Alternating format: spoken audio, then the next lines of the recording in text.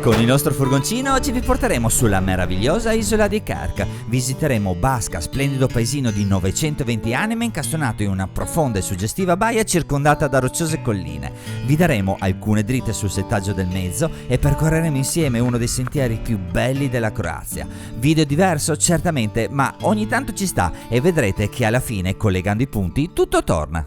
Non so voi, ma per me preparare il furgone è un rito. Sono molto soddisfatto del lavoro che ho fatto, mi sono dedicato con tanto impegno alla camperizzazione e devo dire che tutto funziona a regola d'arte. Oh, quasi.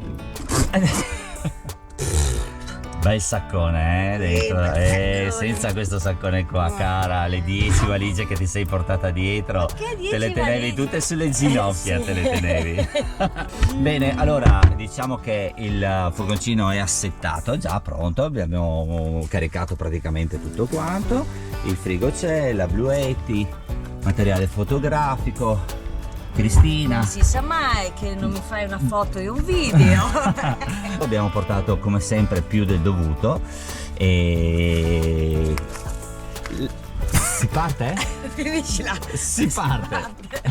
La meta della vacanza, come avrete intuito, è la bellissima Croazia. Abbiamo prenotato tramite il sito Valmar Camping Baska, dove trascorreremo 2 notti e 3 giorni. Ci si arriva da Udine in circa 3 ore, quello che differenzia quest'isola dalle altre che è collegata da un comodissimo ponte che ne rende facile e veloce l'accesso. A Baska ci siamo già stati diverse volte e la maggior parte con la moto e abbiamo sempre affittato un appartamentino. Questa volta ovviamente con Silvio abbiamo prenotato un campeggio. Il campeggio che abbiamo scelto non è forse il campeggio più bello in assoluto, perché ce ne sono altri posizionati in luoghi un po' più scenografici, diciamo, però sono tutti FKK e quindi sono campeggi naturisti. E siccome noi volevamo fare diverse riprese, video, foto, ovviamente per rispettare la privacy delle persone, abbiamo scelto un campeggio che in questo caso si trova in centro a Baska. Logisticamente è perfetto perché dal campeggio al centro ci vogliono pochi minuti, c'è comunque una bellissima spiaggia, ma la cosa più importante per noi è che si trova esattamente in centro fra l'inizio di 2 percorsi i più importanti, diciamo, dell'isola, 2 trekking molto belli. Uno parte a sinistra e va verso la bellissima spiaggia di Balaluca, mentre l'altro invece va a destra, sale e ti permette di raggiungere il faro, un posto veramente molto panoramico. Check-in alle 14, quindi pit stop obbligatorio e breve visita alla cittadina di Veglia. 1 euro all'ora. Cacchio. Sono le 11. Sì, dai, 2 euro. Vediamo se ci ciucciano i primi 2 euro. Facilissimo, niente targa, niente. Ok. Quindi possiamo imprestarlo Dai. a qualcuno. Sì, ci facciamo dare 1 euro.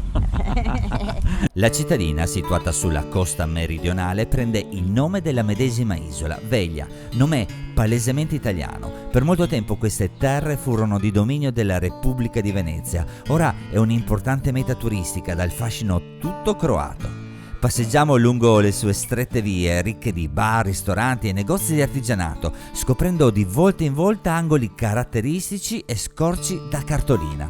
Arriviamo a Baska in perfetto orario, tempo di aprire tenda, tendalino e prepararci qualcosina da mangiare e siamo pronti per il primo trekking.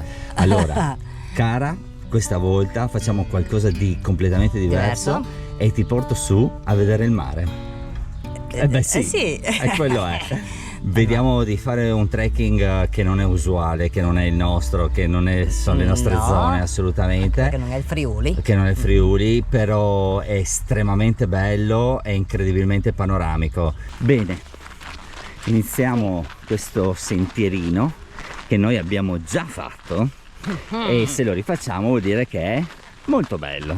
Dire bello è riduttivo, stiamo parlando del tracciato 1, quello che ci porta da Baska al punto panoramico del faro. Sono 8 km in un ambiente lunare e distese di prati verdi circondati da roccia.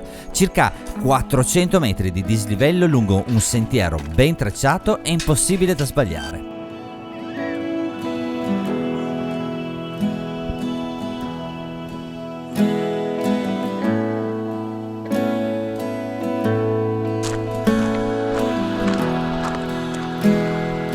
L'isola è un vero e proprio spettacolo della natura. Per quanto possa sembrare aspra e severa, pensate che solo la flora comprende circa 1400 specie, quasi la metà del regno vegetale di tutta la Croazia. Aquile, grifoni e il Vriski Tik, l'uccellino della steppa, sono i padroni indiscussi dei cieli. Paradiso per gli amanti del trekking, l'isola di Veglia regala circa 100 km di sentieri ricavati dagli antichi camminamenti dei pastori.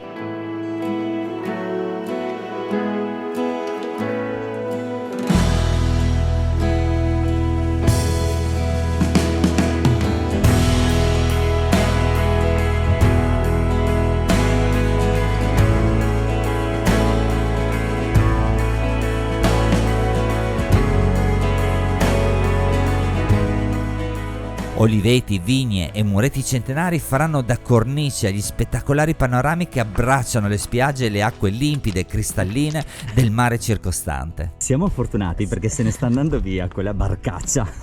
Sì, con la musica, Allora, per l'amor del cielo, non è un turismo nostro, però è un turismo. Allora, ci sta che mi metti la musica a palla, ma almeno metti la figa, cioè, sì. non mettermi roba da pelle Poi, d'oca. proprio in questo momento per arrivare, era fermarsi, quella musicaccia terribile, che va a rovinare un pochino questo posto meraviglioso. Veramente, hai raggiunto il faro, panorama strepitoso, ma Cristina sta scalpitando perché? Per appoggiare il sassolino del sorriso. Bravissima. Allora, non è una cima, non è una vetta, è Non un siamo faro. in Friuli Venezia Giulia, ma comunque insomma, ma va bene. si può Allora, stare, noi ve lo dai. consigliamo questo giro qua perché è veramente molto Se molto siete bello. qua, assolutamente sì. Noi abbiamo fatto solamente una piccola parte, perché volendo si può fare molto di più, poi ve lo mostreremo nella cartina eccetera eccetera. È estremamente bello e molto particolare. Mettiamo giù il sassolino? Sì. Dai.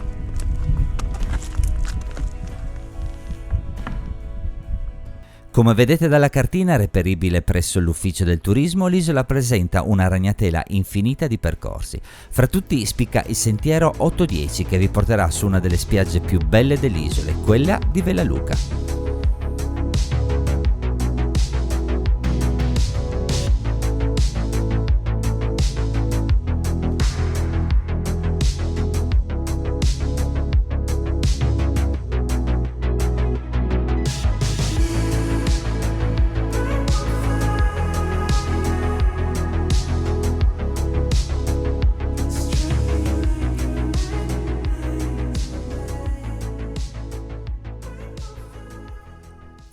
Bene, quella lì è una delle spiagge più belle dell'isola. Tenete presente che in stagione vi è un servizio a navetta che vi porta da Basca direttamente fino a qui e c'è anche un piccolo ristorantino. Noi non sappiamo come si mangia, ma insomma sapete che c'è.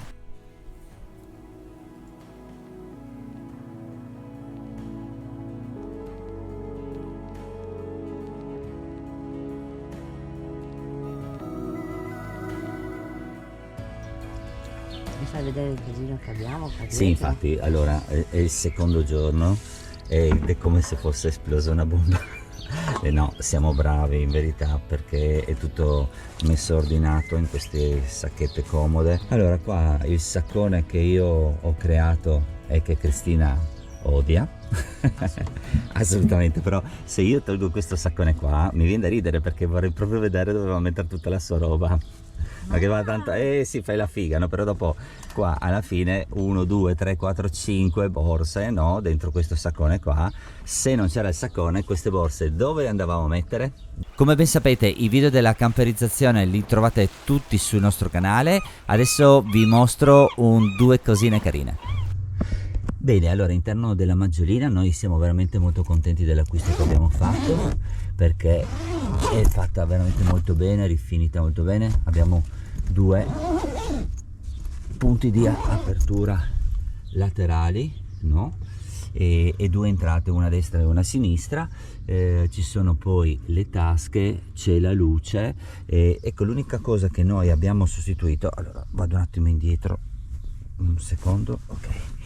Abbiamo sostituito il materasso, quello della Maggiolina che era il suo originale, e abbiamo fatto fare un materasso con 3 cm di memory in modo che sia più comodo.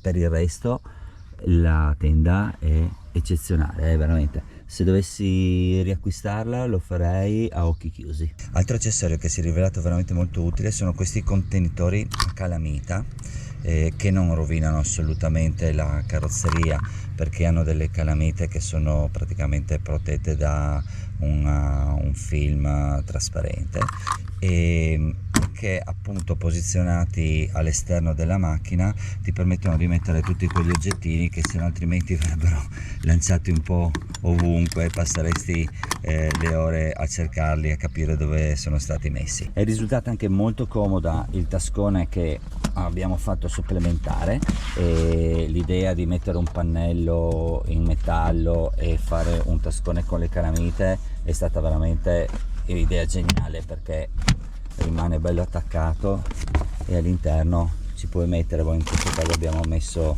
alimenti, però ci puoi mettere qualsiasi cosa. Come alimentazione energetica utilizziamo la Bluetti con i relativi pannelli solari e ci troviamo molto bene. In un prossimo video vi spiego come ho fissato il pannello solare sopra la tenda. Il campeggio ci è piaciuto molto, piazzole enormi e bagni funzionali, sempre tenuti puliti a specchio. Basca rimane sempre un'isola magica. Noi preferiamo visitarla in maggio o fine settembre perché sicuramente sono i mesi dove il turismo è ancora sostenibile. Allontanandosi dai centri abitati si può tuttora assaporare quell'ambiente rurale e aspro tipico della Croazia. Perdersi in quella natura tanto particolare e incontaminata che contraddistingue le isole del Quarnaro, le sue terre e le acque cristalline è una meraviglia unica. Non è un'isola economica, questo tenetelo presente, la sua bellezza l'ha resa famosa e il turismo ha fatto lievitare i prezzi. Ho notato comunque che con il passare degli anni i caratteri duri e burbere dei croati si sono addolciti. L'attenzione al cliente e i servizi offerti sono ormai arrivati ad altissimi livelli. È un'isola che una volta visitata vi rimarrà nel cuore e non la dimenticherete mai. A concludere la vacanza non poteva mancare il meraviglioso maialino allo spiedo che come tradizione mangiamo a rientro verso l'Italia.